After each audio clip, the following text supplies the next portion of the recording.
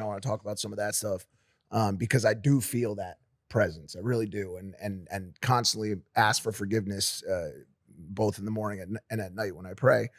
But the way that you described some of the sins that we were just talking about now, we were talking about murder and some of those things. It sounds like the most judged things by God's are human on human sin. Is that too broad of a statement, or would it be acceptable to assume that God is mostly, not mostly, but severe in punishment on what we do and how we treat each other specifically? Well, if you don't have justice, you can't have love. And if you don't forgive somebody from your heart, you can't have a true type of justice.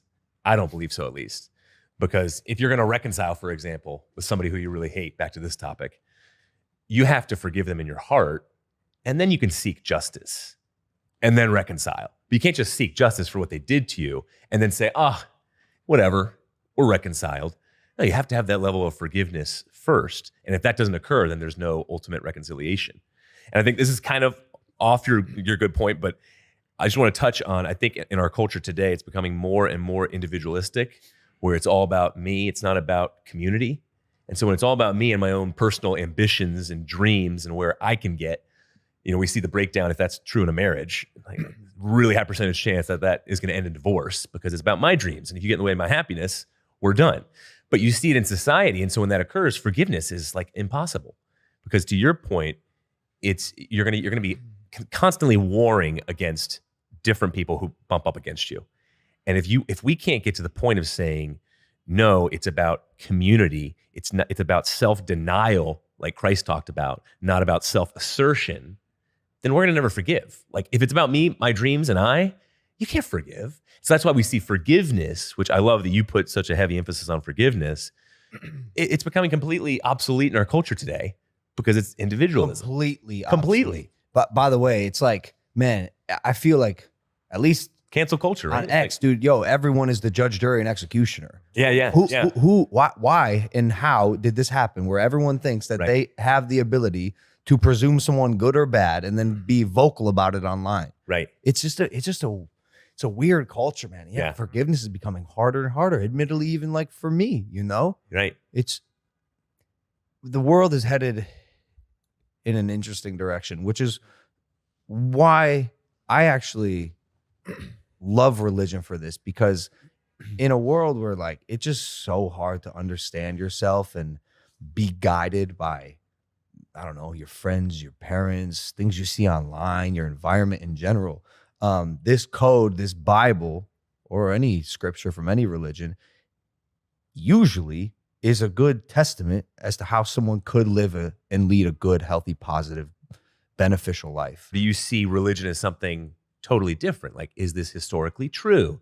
Did Jesus Christ actually die on a cross? Was he actually risen? You look at Bono, for example. He says 35% of the world is Christian. Well, if Jesus Christ claimed to be God, I work with schizophrenics oftentimes. They claim to be Jesus Christ and God. And so then he was a schizophrenic. Well, Bono would say, you truly believe that a schizophrenic could turn 35% of the world Christian, change that percentage? I mean, maybe, but the likeliness is very small. And so you have to come through Christ and believe that he is actually the Son of God. Then you get to, okay, how am I going to grow in the fruits of the Spirit of love, joy, peace, patience, kindness, goodness, faithfulness, gentleness, self-control.